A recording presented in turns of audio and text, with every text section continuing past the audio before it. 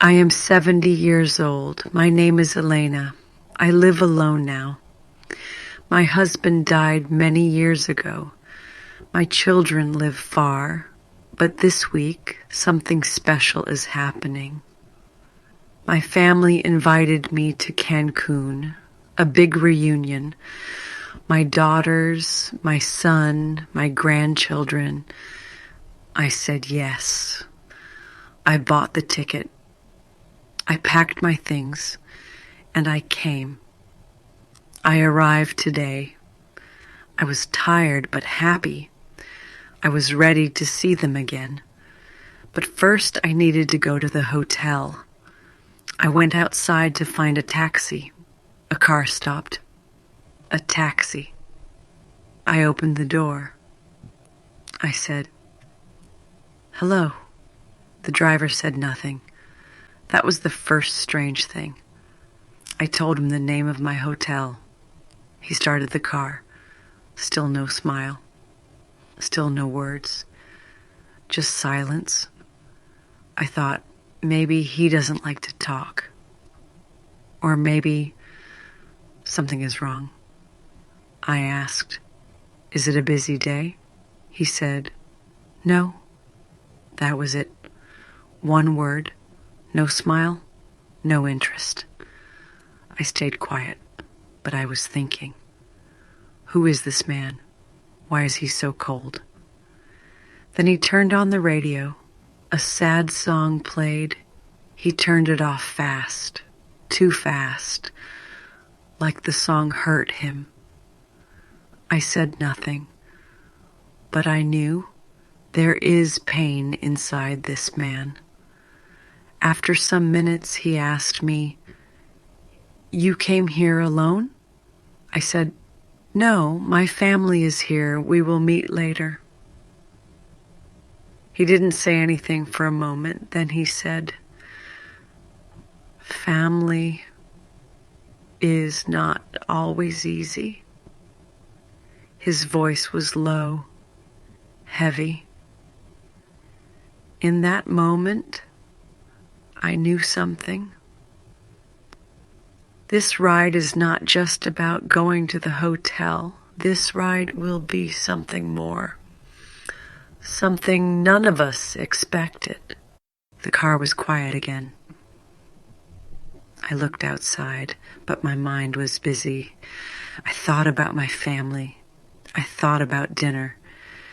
I thought about hugs and smiles. Then the driver spoke. He said, "You are lucky." I asked, "Why?" He said, "You have a family who wants to see you." I didn't answer, not yet. I waited. He continued, "My wife and I, we fight all the time. We don't speak. We don't smile. It's like we live in two different worlds." I said, "That sounds hard." He said, "It is. I sleep on the couch. My daughter doesn't talk to me. She says I never listen. Maybe she's right." Now I understood. He wasn't angry at me. He wasn't rude. He was just broken. I listened. He said, "I work every day. I drive this car. I bring people to nice hotels. I smile at strangers. But in my own house, I feel like a ghost." A ghost. That word stayed in my mind. He said, "Last night I almost left. I packed a bag. I wanted to disappear." I asked, "And why didn't you?" He said, "Because my daughter cried. I heard her behind the door. She didn't say anything, but I heard her cry." Now his voice changed. It was slower, softer. He said, "I don't know what to do. I don't know how to be a father or a husband. I wanted to say something true, something strong. But I stayed quiet, because sometimes silence speaks louder than words. And inside that silence, I knew one thing. This man was not driving to my hotel. He was driving through his pain. I looked at the driver. I didn't ask more questions. I didn't try to fix his problems. I just listened. He said, "My wife says I only care about money. She says I don't talk to her anymore." I asked, "Is she right?" He said, "Maybe. I don't know. I work all the time. I bring food. I pay the bills.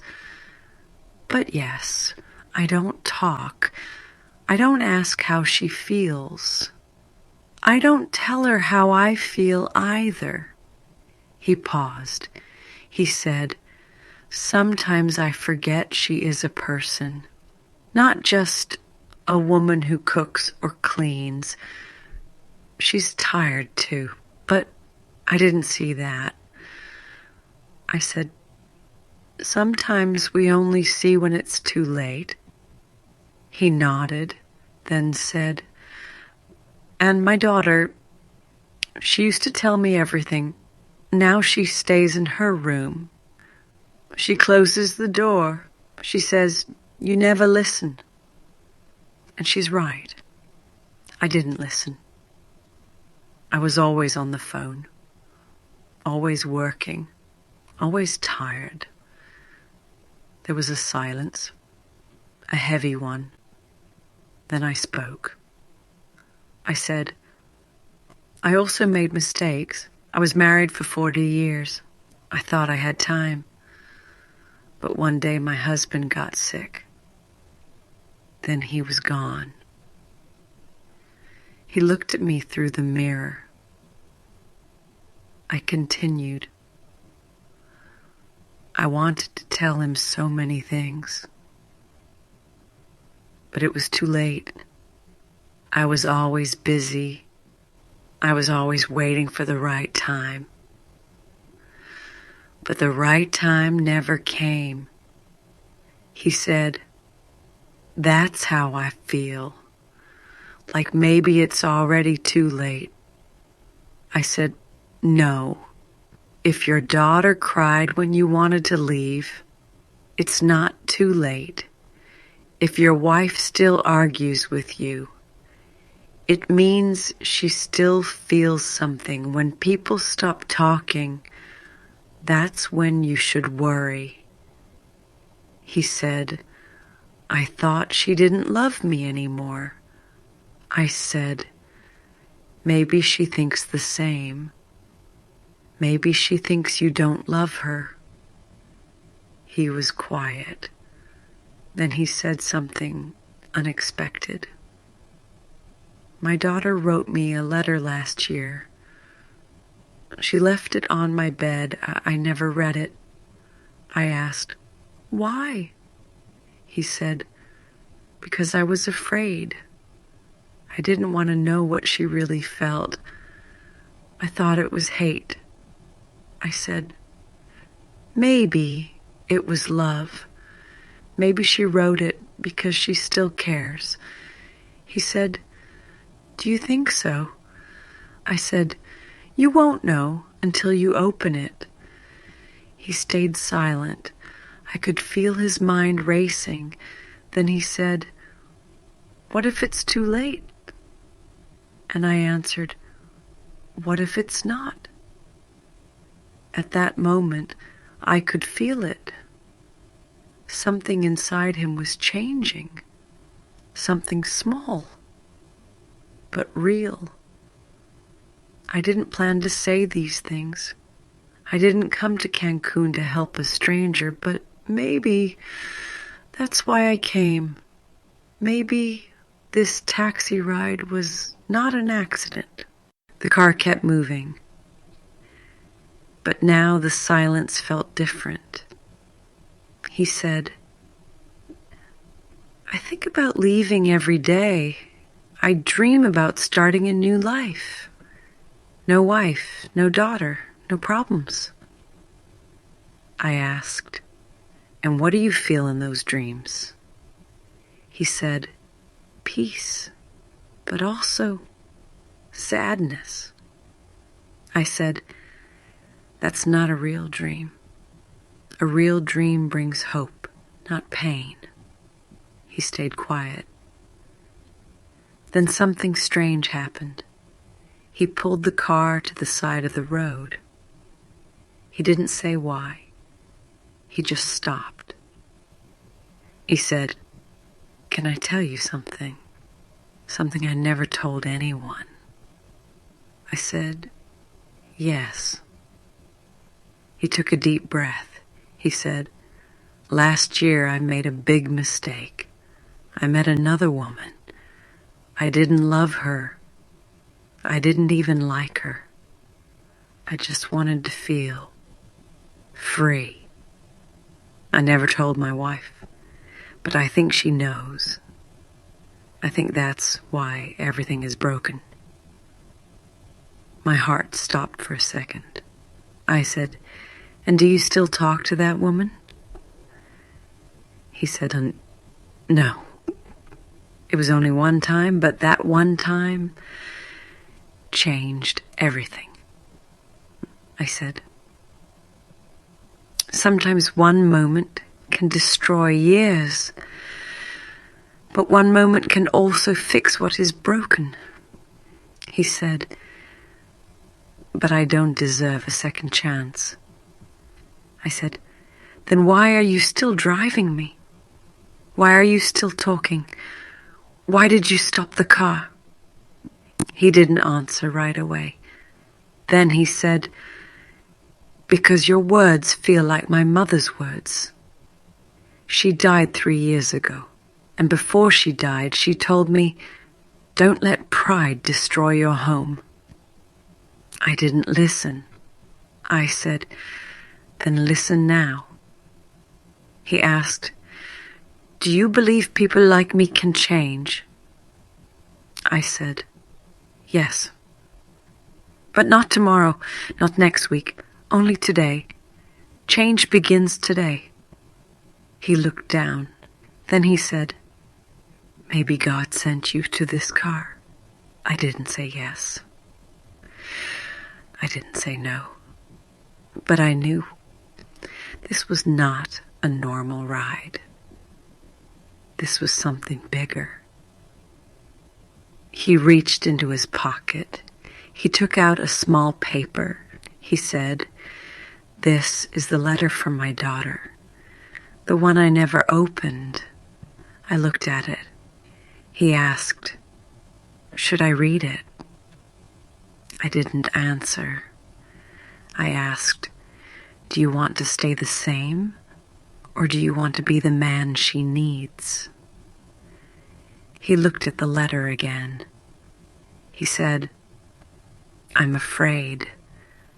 I said, be afraid, but open it anyway. He held the letter in his hand, and then he opened it. He opened the letter. He didn't speak. He just read in silence. 1 minute passed, then 2, then 3. I waited.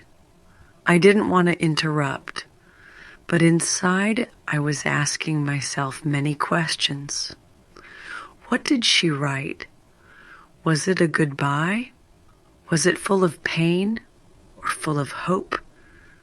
Finally, he spoke. He said, it's not what I thought. I asked, what is it? He said, it's love. I didn't understand. I asked, what do you mean? He looked at the paper. He said, she wrote this 1 year ago. She said, Dad, I know you're not perfect, but I still love you. I miss you. I want my father back. I stayed silent. He continued. She said, I know you're tired. I know you're lost. But please don't give up. I'm still here, and I still need you.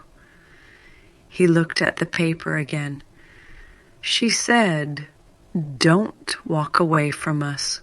Walk back to us. And then came the twist. He said, there's more. At the end of the letter, she wrote, I hope one day someone will remind you who you are. Someone will help you find the way home again. I froze. He looked at me through the mirror. He said, that person is you. I couldn't speak. My chest felt heavy, but also light. He said, you were not just a passenger. You were an answer. I said, sometimes life gives us people, not for the whole journey, just for one stop. But that one stop changes everything. He smiled. But then another twist. He said, there's something else. I asked, what? He said, my wife. She doesn't know about the letter. She doesn't know how I feel now. She doesn't know I want to fix things. I asked, then what will you do? He said, I don't know yet. I said, then let me ask you one question. He said, okay. I asked, if today was your last chance, what would you do? He didn't answer right away. Then he said, I would go home. I would hold them. And I would tell the truth. I said, then maybe today is your last chance. He looked forward. He didn't drive. He just sat there, thinking, feeling, and I waited for his next move. He didn't move the car. He just sat there. Then he said, I never planned to talk to anyone today. I just wanted to finish my shift and go home. But now, I don't know what happened. I said, something real happened. He said, yes. But what do I do now? I said, you already know the answer. He looked at the road. Then he said, I don't want to take you to your hotel. I want to go home. I asked, then why don't you? He said, because I'm scared. What if they don't want me anymore? I said, you won't know until you try. But if you wait too long, they may not be there. He said, you're right. Then, slowly, he started the car again. But this time, he didn't drive fast. He drove like someone who was thinking, someone who was choosing something new. After a few minutes, he said, I'll take you to your hotel first. I said, no, take me to the nearest bus stop. My family can pick me up. You need to go home. He said, but you paid for the ride. I said, the ride is done. The real journey is yours now. He stopped near a small bus station. I said, this is good. He said, I don't know how to say thank you. I said, then don't say anything. Just live the change. He smiled. It was a quiet smile, a true one. Then he said something I will never forget. He said, "You changed my life in 20 minutes. I hope one day I can do the same for someone else." I said, "You will." He looked at me one last time. Then he turned the car around and drove away. I watched him leave.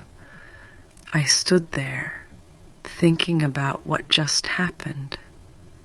I came to Cancun to see my family. I thought this trip was about hugs, food, and laughs. But maybe it was about something else, too.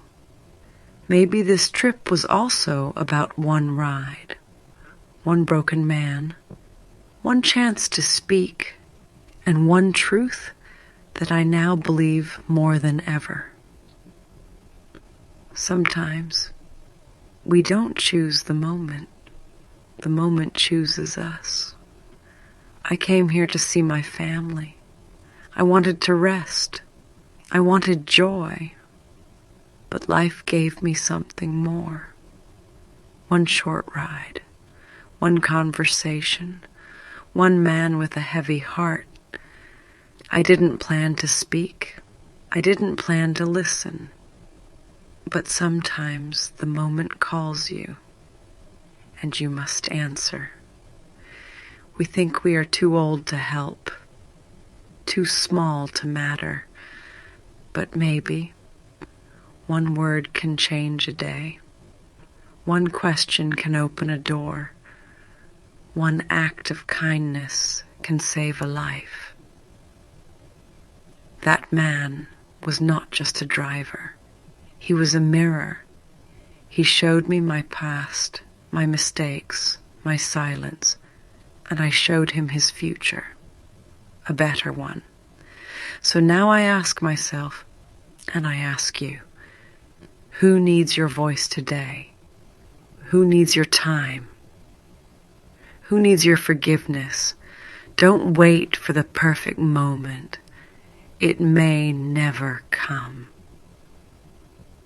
The right moment is now. Speak now. Love now. Listen now. Because sometimes one moment is all we have.